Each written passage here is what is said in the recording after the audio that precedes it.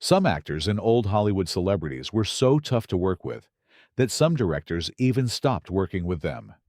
Here we are going to talk about the 20 toughest of all the actors we ever saw in the history of Hollywood. Sterling Hayden. Sterling Hayden's reputation for toughness is deeply intertwined with his life experiences that went far beyond movie sets.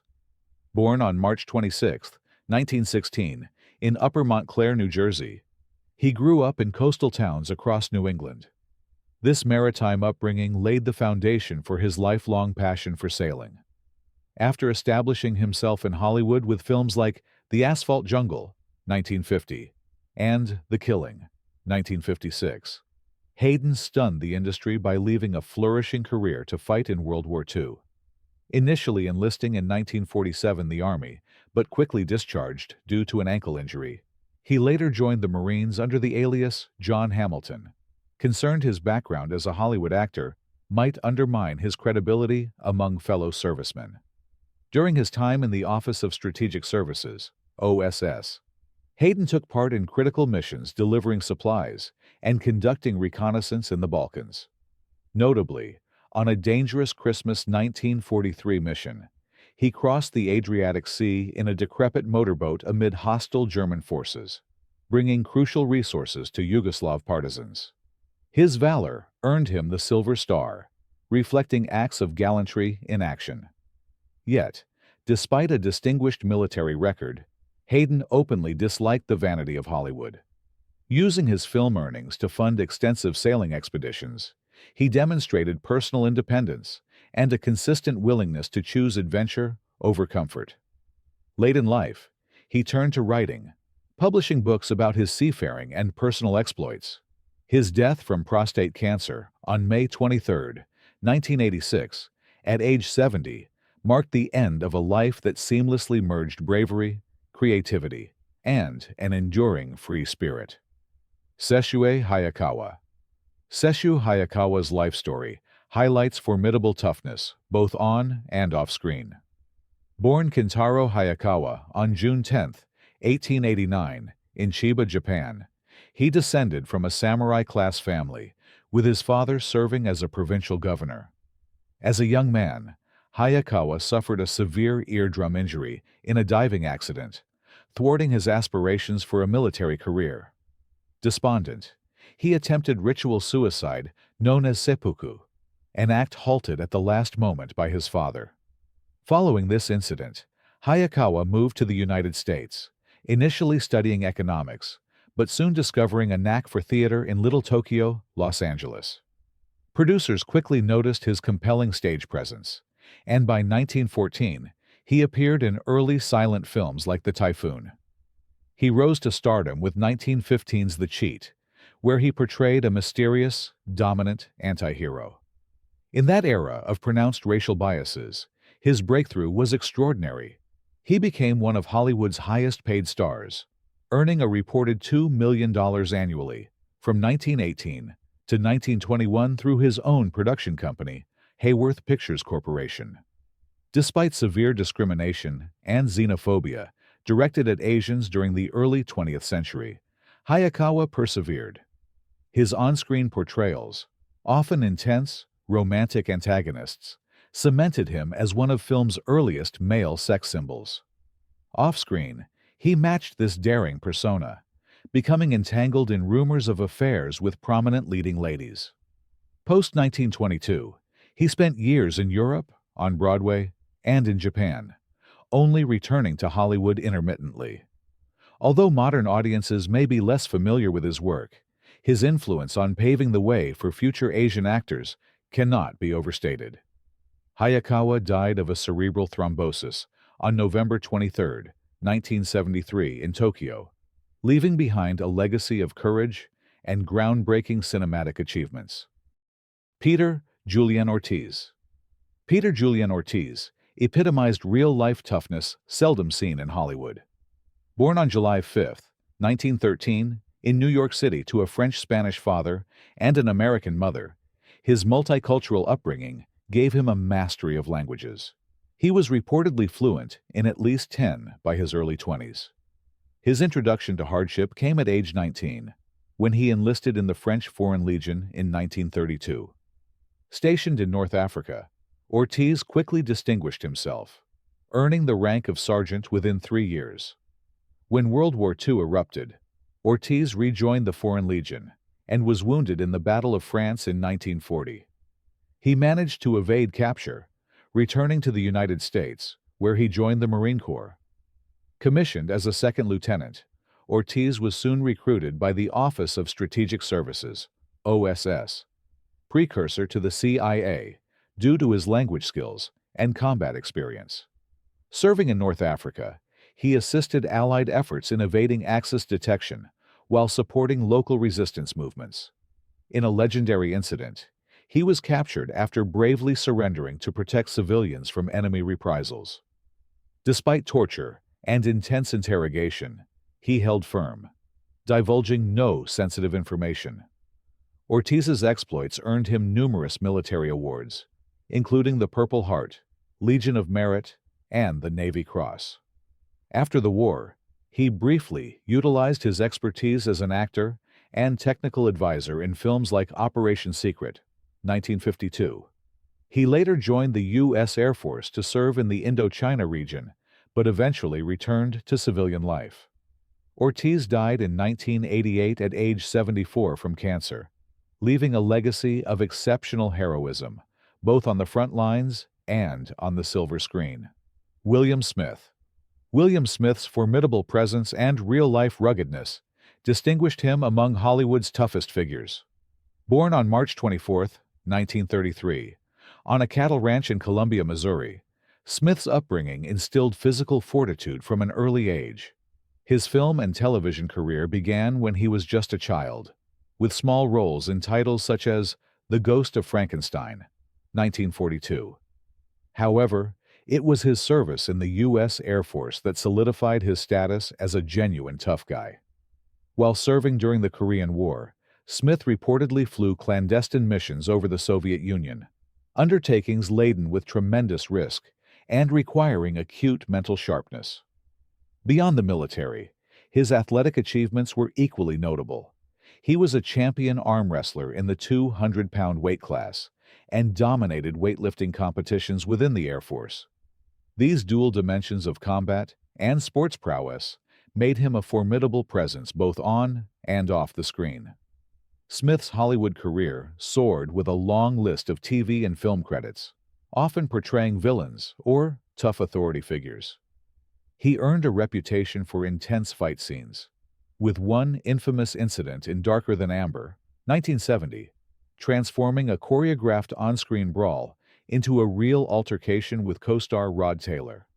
Following that brutal incident, stories circulated about broken bones and actual bruises. Despite his fearsome image, Smith was also a scholar, holding a master's degree in Russian and fluent in several languages. He continued appearing in television hits like Hawaii Five-0 and The A-Team well into his later years. Smith passed away on July 5, 2021, at age 88, leaving behind a vast body of work marked by both authenticity and intensity. James Doohan. James Doohan's real-life toughness far exceeded his fictional role as the affable engineer Montgomery Scotty Scott on Star Trek. Born on March 3, 1920, in Vancouver, British Columbia, Doohan enlisted in the Royal Canadian Artillery during the early years of World War II. He distinguished himself as a lieutenant, landing on Juno Beach during the D-Day invasion on June 6, 1944, with the 3rd Canadian Infantry Division. Tragically, later that night, Doohan was hit by friendly fire from a nervous sentry, sustaining 6 gunshot wounds. 4 rounds struck his leg, 1 hit his right middle finger, resulting in its amputation, and another was stopped by a silver cigarette case over his chest. A twist of fate that likely saved his life. Despite these grave injuries, he managed to neutralize 2 German snipers and navigate his platoon to safety, exemplifying unwavering resolve in the face of mortal danger. After the war, Doohan studied radio and television before fully committing to acting. Though he appeared in various Canadian programs and commercials, global audiences best remember him for Star Trek, which began in 1966. Doohan skillfully masked his missing finger on screen through camera angles and positioning, a testament to his determination to continue performing without letting combat injuries define him. While typecast as Scotty in later years, he embraced the franchise, reprising his role in the animated series and subsequent films. James Doohan passed away from pneumonia and Alzheimer's complications on July 20, 2005, leaving behind a sterling record of bravery and a Hollywood legacy beloved by fans worldwide. Kirk Douglas. Kirk Douglas, born Isser Danielowicz Dembski on December 9, 1916 in Amsterdam, New York, transcended a childhood of dire poverty to become one of Hollywood's brightest luminaries. Raised in a family of impoverished Jewish immigrants, he navigated a hostile environment fraught with discrimination. As a boy, Douglas often found himself wrestling to survive financially, even wrestling professionally in carnival bouts during summer breaks to earn extra income. When the United States entered World War II, Douglas joined the U.S. Navy in 1941. Commissioned as a communications officer in anti-submarine warfare, he sustained injuries when a depth charge prematurely exploded, leading to a medical discharge in 1944. Undeterred, he pursued acting after recovering, gaining attention through roles in films like Champion, 1949, Ace in the Hole, 1951, and Spartacus, 1960. He also ventured into production and formed Bryna Productions, shaping notable projects that offered him creative autonomy. Douglas endured multiple near-death experiences. At 74, he survived a helicopter crash in which 2 others were killed. 5 years later, at 79, a stroke impaired his speech, but his determined rehabilitation surprised doctors by restoring much of his verbal ability. A philanthropic streak matched his resilience. He donated substantial sums to charitable causes, including education and health initiatives. Upon his passing on February 5, 2020, at age 103, Douglas left behind an extraordinary legacy of grit. He frequently attributed his success to sheer perseverance and the drive to escape his early hardships, a journey that highlighted his physical and mental fortitude. Christopher Lee. Sir Christopher Frank Carandini Lee, born on May 27, 1922 in London, stands as one of the most prolific film actors, amassing nearly 300 screen credits over the course of 7 decades. However, his actions off-screen set him apart as genuinely tough. During World War II, Lee joined the Royal Air Force, initially training as a pilot officer. Later, due to medical complications affecting his eyesight, he transferred to intelligence duties. By the early 1940s, he was attached to specialized units such as the Long Range Desert Group, the SAS, and Popsky's Private Army, small Allied Special Forces teams operating in North Africa and Italy. Lee's wartime responsibilities included behind-the-lines missions, reconnaissance, and infiltration. During the grueling Battle of Monte Cassino in 1944, he narrowly escaped death multiple times, including one incident in which a crashed aircraft nearly cost him his life on takeoff. As the conflict ended, he was assigned to track down Nazi war criminals, an experience that took him into the remnants of concentration camps and put him face-to-face with brutal historical realities. After the war, Lee ventured into acting, quickly earning recognition for his towering stature, 6 feet 5 inches, and resonant voice. He rose to international fame portraying Count Dracula in various Hammer horror films, later adding roles such as Scaramanga in the James Bond franchise and Count Dooku in the Star Wars prequels. Knighted in 2009 for his contributions to drama and charity, Christopher Lee passed away on June 7, 2015, at age 93. His life story remains an enduring testament to unwavering bravery, both in service to his country and in forging a remarkable cinematic legacy. Charles Bronson. Charles Bronson was born Charles Dennis Bukinski on November 3, 1921, in Ehrenfeld, Pennsylvania, into a family of 15 children. Poverty was a constant antagonist. His father died when Bronson was just 10, forcing him to work in coal mines at age 16 to help support his siblings. Labor in the mines was perilous, featuring constant threats of collapses and dangerous ventilation. His experiences in these bleak conditions shaped the stoic resolve he displayed later in life. Bronson was drafted into the U.S. Army Air Forces during World War II, serving as an aerial gunner aboard B-29 bombers with the 61st Bombardment Squadron. Stationed in Guam, he participated in 25 combat missions against Japanese targets, where flak and hostile fighters were a persistent hazard. For his service, Bronson received a Purple Heart after being wounded in action. When the war ended, he capitalized on the GI Bill to study art, discovering acting while seeking ways to make ends meet. Launching his film career in the early 1950s, Bronson soon earned a reputation for intense, often silent, tough guy roles. Key works such as The Magnificent Seven, 1960, The Great Escape, 1963, and the Death Wish series, 1974 to 1994, cemented his image as a grim vigilante figure. Though famously private and somewhat reserved off-screen, colleagues attested to his work ethic and self-discipline.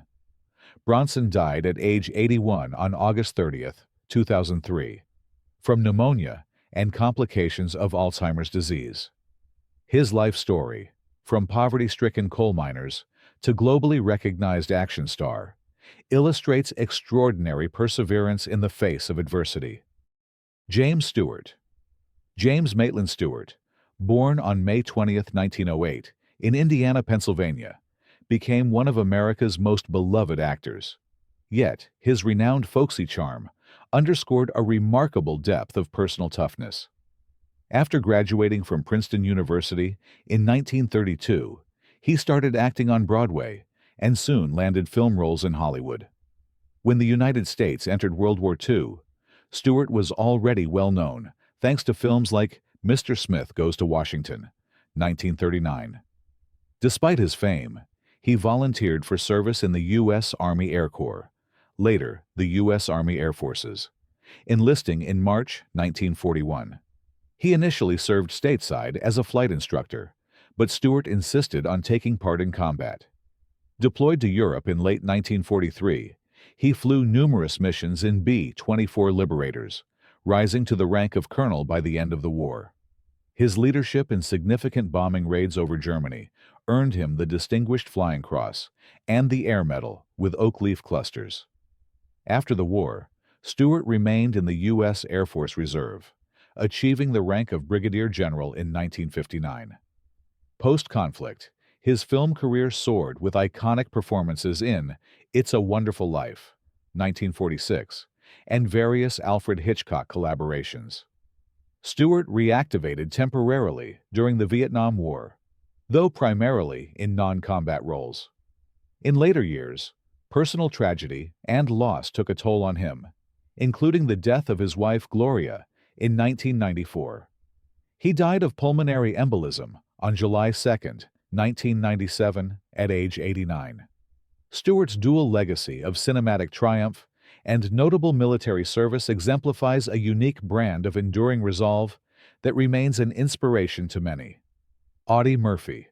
Audie Leon Murphy, born on June 20, 1925, in Kingston, Texas, endured a childhood of extreme hardship. After his father abandoned the family, Murphy took on any job possible, picking cotton, hunting small game, to support his mother and siblings. When Pearl Harbor was attacked in December 1941, he desperately sought to enlist, despite being underweight and underage. Initially rejected by the Army, Navy, and Marine Corps, Murphy persisted until the U.S. Army finally accepted him in 1942. Over the course of World War II, Murphy fought with the 15th Regiment, 3rd Infantry Division, in campaigns spanning North Africa, Sicily, Italy, and eventually France. In January 1945, during the Colmar Pocket in eastern France, Murphy single-handedly held off advancing German troops by climbing onto a burning tank destroyer and operating its .50 caliber machine gun, despite being wounded. His valorous stand stalled enemy forces long enough for reinforcements to arrive. This action resulted in his receiving the Medal of Honor at age 19. He became the most decorated U.S. soldier of the war, earning every major U.S. combat award for valor, plus honors from France and Belgium. Transitioning to Hollywood, Murphy portrayed himself into Hell and Back, 1955, the film adaptation of his wartime memoir. While he became a successful actor, he also suffered from what later was recognized as severe post-traumatic stress disorder, PTSD. Financial troubles and health issues dogged his post-war life. On May 28, 1971, Murphy died in a private plane crash near Roanoke, Virginia, aged just 45. His legendary heroism and perseverance remain central to his enduring reputation as one of America's toughest warriors-turned-actors. Lee Marvin. Lee Marvin, born on February 19, 1924, in New York City, built a screen image that mirrored his real-life toughness.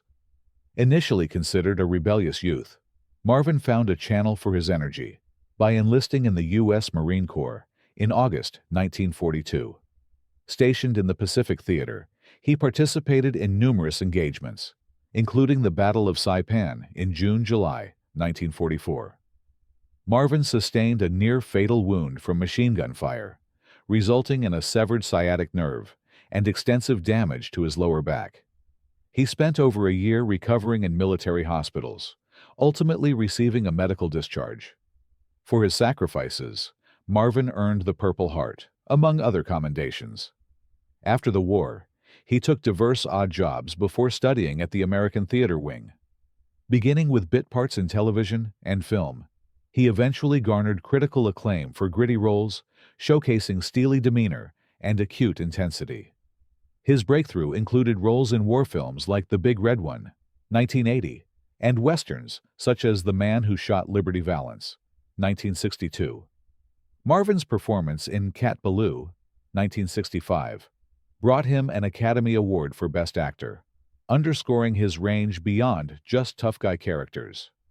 Known for his no-nonsense style on set, Marvin often drew on real military experiences to shape his portrayals of battle-hardened men. He died of a heart attack on August 29, 1987, at age 63, leaving a lasting legacy of combining authentic personal experience with an imposing on-screen presence that few have since matched. Clint Eastwood. Clint Eastwood, born on May 31, 1930, in San Francisco, California, is famous for his iconic westerns and action roles. However, elements of his real-life history also reflect toughness and resilience.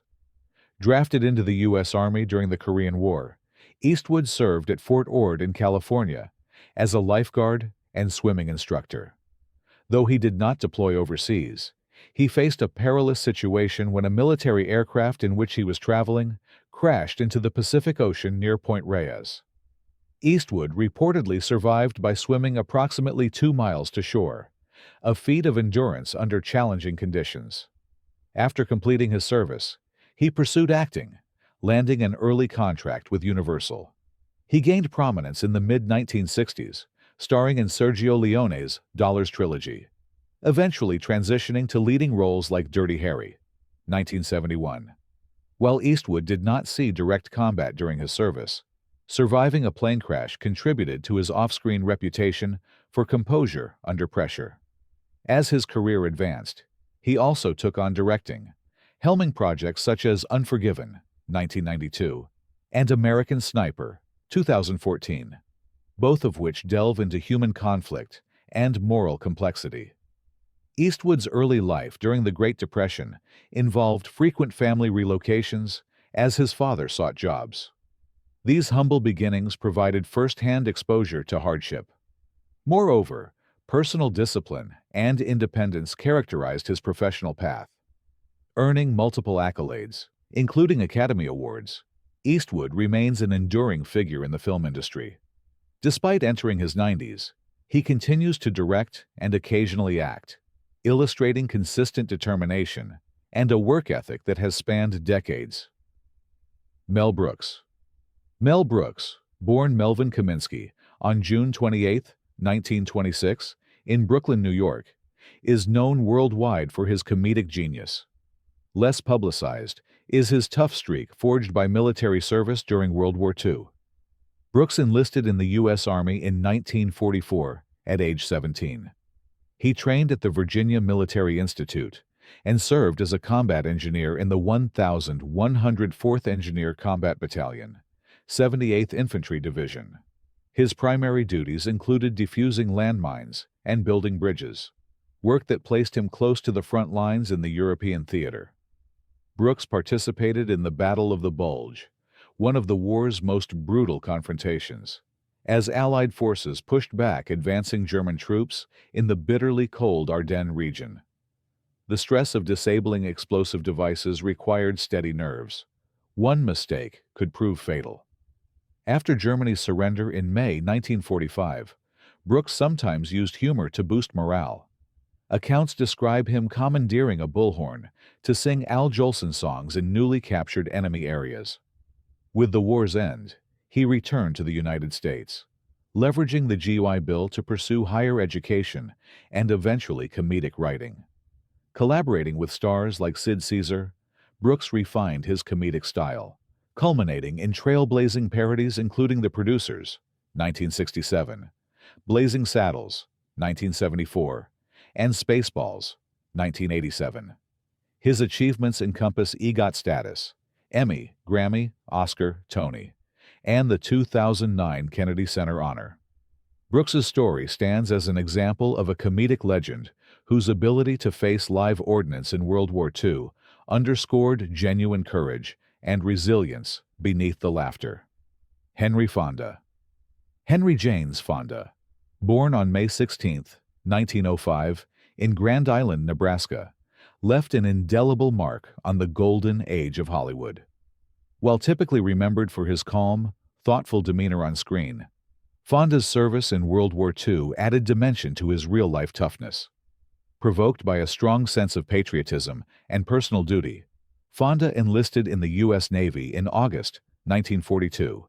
Despite already being a well-established film actor, thanks to roles in The Grapes of Wrath, 1940, and The Return of Frank James, 1940. Fonda served for 3 years, primarily as a quartermaster on the destroyer USS Satterlee D-626, and later on the USS Curtis AV-4. He saw action in the Pacific Theater and reportedly participated in operations around the Marianas and the Kwajalein Atoll. His tasks included navigation and course plotting under hazardous conditions, regularly facing the threat of submarines and kamikaze attacks. For his service, Fonda was awarded the Bronze Star for Valor. Although details of specific engagements remain less publicized, official military records and testimonies confirm his dedication. Returning to Hollywood post-war, he delivered memorable performances in classics such as 12 Angry Men, 1957, and Once Upon a Time in the West, 1968. Fonda's grounded, everyman persona was frequently linked to his real-life experiences, which had fortified a sense of discipline, empathy, and resilience. He continued working in film and theater until his death from heart disease on August 12, 1982. His powerful legacy endures through multiple generations of the talented Fonda family. Paul Newman. Paul Leonard Newman, born on January 26, 1925, in Shaker Heights, Ohio, was not only a legendary actor, but also a decorated World War II veteran. Newman's father owned a sporting goods store, and the family enjoyed moderate prosperity before the war. Drawn by the call to service, Newman enlisted in the U.S. Navy in 1943 and qualified for the V-12 officer training program at Yale University. However, due to color blindness, he served as a rear-seat radio man and gunner in torpedo bombers in the Pacific Theater. Stationed primarily aboard aircraft carriers such as the USS Bunker Hill, Newman flew in operations against Japanese strongholds, including the Battle of Okinawa in 1945. In one noted instance, he narrowly avoided a catastrophic kamikaze attack on his carrier, having been transferred off the ship shortly before the incident. Recognized for his professionalism, Newman was honorably discharged in 1946, with several commendations reflecting his role in hazardous aerial missions. Following the war, he used the GI Bill to study at the Yale School of Drama, and later the Actor Studio in New York. By the mid-1950s, Newman began his ascent in Hollywood with roles in films such as Somebody Up There Likes Me, 1956, and The Hustler, 1961. Besides his acting laurels, including an Academy Award for The Color of Money, 1986, he became a philanthropist, founding Newman's Own, a food company that directs all post-tax profits to charity. Newman's understated but significant military background contributed to his grounded persona and unwavering work ethic until his death from lung cancer on September 26, 2008, at age 83. Clark Gable. William Clark Gable, famously dubbed the King of Hollywood, was born on February 1, 1901, in Cadiz, Ohio. While recognized globally for films like It Happened One Night, 1934, and Gone with the Wind, 1939, Gable also displayed tangible toughness during World War II. After his wife, Carol Lombard, perished in a January 1942 plane crash while returning from a war bond tour, a grief-stricken Gable felt compelled to serve. Already 41 and beyond typical draft age, he enlisted in the U.S. Army Air Forces in August 1942. Gable earned an officer's commission and trained as a film unit officer in the 8th Air Force, coordinating combat camera missions over Europe. Despite being a major star, he did not shirk frontline responsibilities, frequently flying in B-17 bombers to gather aerial combat footage. Enemy anti-aircraft fire and fighter engagements posed lethal danger. Gable's cinematographer was killed during one mission, and shrapnel narrowly missed Gable himself. This direct exposure to hostilities underscored his willingness to face combat conditions. Promoted to major, Gable received the Air Medal and the Distinguished Flying Cross for his actions. Although the Army Air Forces brass feared for his safety, aware that losing such a famous icon to enemy fire would be catastrophic propaganda, Gable completed his duties honorably. Post-war, he resumed acting, starring in productions like Mogambo, 1953. He died of a heart attack on November 16, 1960, shortly after filming The Misfits, 1961. Gable's legacy weaves Hollywood stardom with authentic wartime courage, rarely matched by public figures of his caliber. Morgan Freeman. Morgan Freeman, born on June 1, 1937, in Memphis, Tennessee, is widely respected for his commanding voice and versatile acting. Beyond these talents, Freeman's early life and military service reflect serious resolve. Raised primarily in Mississippi and Chicago, he grew up amidst segregated schooling systems of the era. His interest in flight led him to enlist in the U.S. Air Force in 1955, shortly after completing high school. Initially working as a radar technician, Freeman's aspiration was to become a fighter pilot. When he finally began training to fly, he experienced an epiphany that he did not want to be responsible for lethal weaponry, specifically bombs. This realization led him to forego pilot training and focus on ground duties until his honorable discharge as an airman first class in 1959. Although he did not engage in direct combat, his service during the Cold War required mental discipline and readiness. Following military life, Freeman studied acting at Los Angeles City College and soon embarked on a stage career. He spent years in theater and television before earning widespread acclaim in films like Street Smart, 1987, Driving Miss Daisy, 1989, and The Shawshank Redemption, 1994. His powerful presence and narrative style made him a leading figure in Hollywood. Despite not facing the intense front lines of war, Freeman exhibited enough determination and discipline to break into a competitive industry, transcending social obstacles. This grounding contributed to the gravitas he is known for today, underscoring a quieter, but nonetheless real toughness. Chuck Norris. Carlos Ray. Chuck Norris, born on March 10, 1940, in Ryan, Oklahoma, is synonymous with action cinema and martial arts expertise. Yet his journey to worldwide recognition was neither simple nor guaranteed. Raised in a family of meager means, Norris had little confidence as a child and described himself as unathletic and shy. His transformation began when he joined the U.S. Air Force in 1958. Assigned to Osan Air Base in South Korea as an air policeman, he was introduced to Tang Soo Do, a Korean martial art. Norris took to martial arts with intense dedication, ultimately achieving black belt status in multiple disciplines, including Tang Soo Do, Taekwondo, and Brazilian Jiu-Jitsu later in his career. Upon returning to the United States, he served at March Air Force Base in California until his honorable discharge in 1962.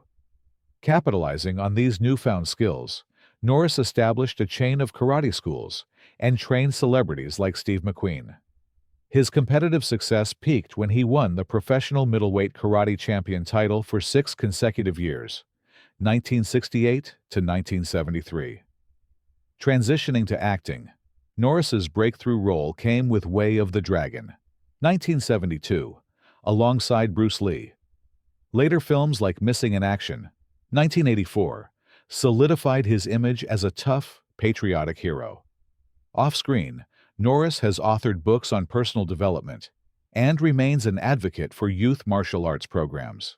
His reputation for toughness is anchored in genuine martial expertise, military discipline, and a consistent track record of athletic achievement that few in Hollywood can rival. Burt Lancaster. Burton Stephen Lancaster, born on November 2, 1913, in Manhattan, New York, was celebrated for his athletic build and magnetic screen presence. Before cinema fame, Lancaster led a physically demanding life as a circus acrobat, alongside partner Nick Cravat. This early career honed his remarkable strength, agility, and grit. With the outbreak of World War II, Lancaster enlisted in the U.S. Army in 1943. He served with the Army's Special Services Division in Italy, entertaining troops as part of the United Service Organization's USO. While not a frontline combatant, Lancaster's role in boosting troop morale involved traveling under potentially dangerous conditions, often near active battle zones. Exposure to bombings and sporadic firefights underscored the risks USO performers faced, particularly in contested areas of Italy. After the war, a talent agent recognized Lancaster's charismatic presence during one of his theater performances, quickly leading to film contracts. His breakthrough came with The Killers, 1946, and Lancaster went on to star in a wide range of productions, such as From Here to Eternity, 1953, and Elmer Gantry, 1960. Known for performing many of his own stunts, Lancaster maintained a rigorous fitness regimen throughout his career, testament to his acrobatic background. Though he was never directly in major combat, his unwavering commitment to entertaining soldiers under precarious conditions, combined with his physical prowess, earned him an enduring status as a tough and versatile actor. Lancaster died on October 20, 1994, from a heart attack, leaving behind an illustrious legacy. Gene Hackman. Eugene Allen. Gene Hackman, born on January 30, 1930, in San Bernardino, California, overcame a challenging early life to become one of Hollywood's most respected actors. At 16, Hackman left home, and by 17, he had enlisted in the U.S. Marine Corps. Serving from 1947 to 1951, he worked primarily as a radio operator stationed in China, later transferring to Hawaii and Japan. Though his tenure was not marked by large-scale combat deployments, it fell during a tense post-World War II period of American military presence in East Asia. Marine Corps discipline influenced Hackman's strong sense of self-reliance. After his discharge, he studied journalism and television production, eventually turning to acting at the Pasadena Playhouse in California. Notably, Hackman was initially labeled a least likely to succeed student. Yet, he persisted. He gained momentum with off-Broadway roles and landed small film appearances in the early 1960s.